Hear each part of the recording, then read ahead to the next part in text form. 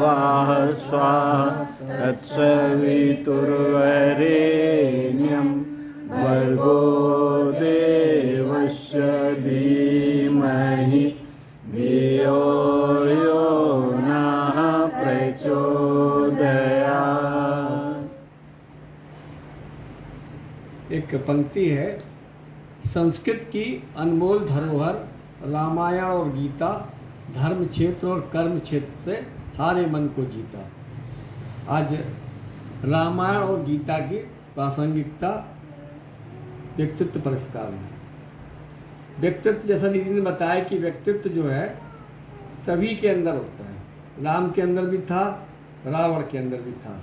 उन्होंने अपने व्यक्तित्व को किस जगह कैसी स्थिति परिस्थिति में प्रयोग किया, ये जो है संगति का और पूर्व जन्मों के प्रारब्ध के अनुसार हुआ। व्यक्तित्व क्या है? व्यक्तित्व जो है सद्गुणों का समुच्चय। जहाँ पर सद्गुणों का भंडारण होने लगे, समझिए कि आप जो है व्यक्तित्वशाली होने लगे। व्यक्तित्वहीन और व्यक्तित्व से युक्त व्यक्ति, अगर कोई हीन व्यक्ति है और अपने व्यक्तित्व को परिष्कृत करना चाहता है तो उसको 4 चीज़ें जीवन में अपनानी चाहिए। सबसे पहली चीज़ कि उसके जीवन में अनुशासन, अगर वो जो है अनुशासित रहना सीख गया तो व्यक्तित्व के प्रथम चरण की तरफ आगे बढ़ गया। दूसरा, उसका उद्देश्य, उसने अगर अपना एक उद्देश्य बना लिया कि हम इस उद्देश्य को लिए चलेंगे तो दूसरे चरण की तरफ बढ़ गया। तीसरा, उसने लक्ष्य बना लिया कि हम इस लक्ष्य को लेके आगे चलेंगे, इस लक्ष्य की प्राप्ति तक हम जो है रुकेंगे नहीं, डिगेंगे नहीं, हारेंगे नहीं, झुकेंगे नहीं। तो ये तीसरा चरण है। और चौथा चरण है मनोबल। मनोबल जो है ये रामायण और गीता दोनों हमको मनोबल प्रदान करती है, क्योंकि कभी कभी परिस्थितियां हमारे प्रतिकूल होती हैं।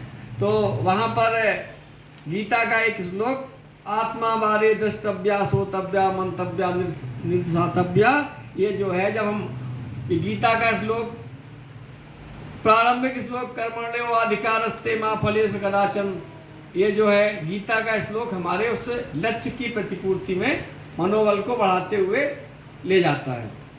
हम कोई भी काम करते हैं तो सबसे पहले अपने आप को अनुशासन बनाए रखना चाहिए।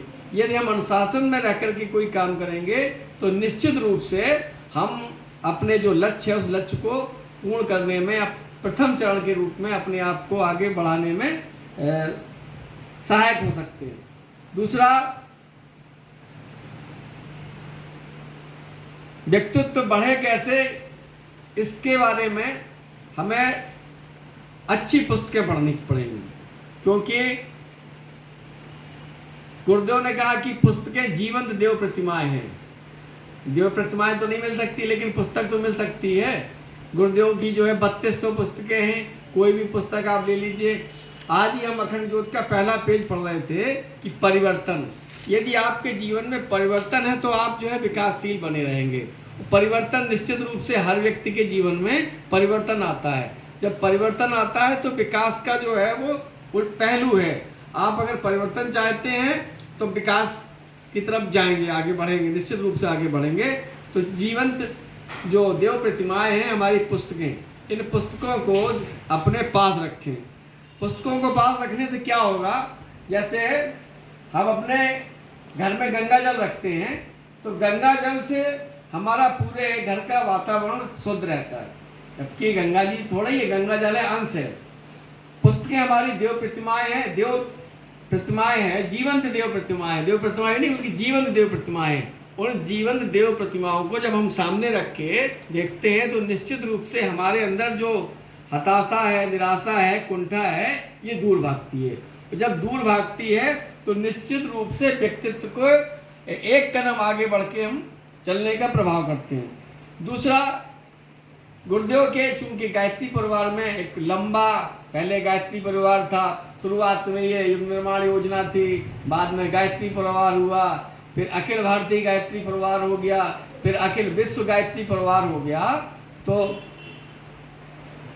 काफ़ी लोग आए, काफ़ी लोग चले गए, काफ़ी लोगों ने गायत्री परिवार के परिवेश को धारण किया। गायत्री काफ़ी लोगों ने छरम रूप से गायत्री परिवार को जो है स्वीकार किया और लाभ के मानते हुए उसको लाभ लिया और लाभ ले भी रहे हैं। गुरुदेव से कोई मतलब नहीं है, व्यक्तिगत लाभ तो ले ही रहे हैं, कम से कम बढ़िया चंदन वंदन लगा के बढ़िया माला पहन के अपने को लाभान्वित कर रहे हैं।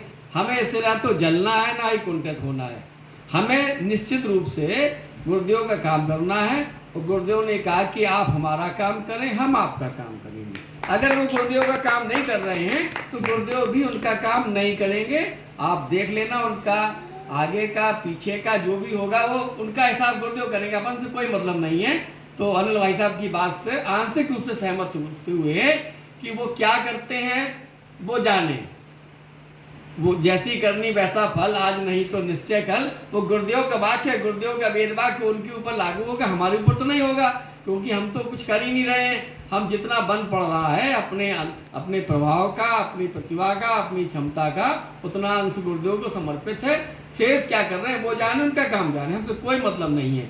निश्चित रूप से वो अपना अच्छा बुरा जो बोएंगे वो काटेंगे, जैसी करनी वैसा फल, उससे अपन को कोई मतलब नहीं। हम जो गुरुदेव का काम करेंगे ईमानदारी से करेंगे, भले ही थोड़ा काम करें, जो नहीं कि हम दिखावा करेंगे, दिखावा बिल्कुल नहीं करेंगे। गुरुदेव ने किया दिखावा, हम क्यों करेंगे दिखावा? हमें कोई आवश्यकता नहीं दिखावा करने की।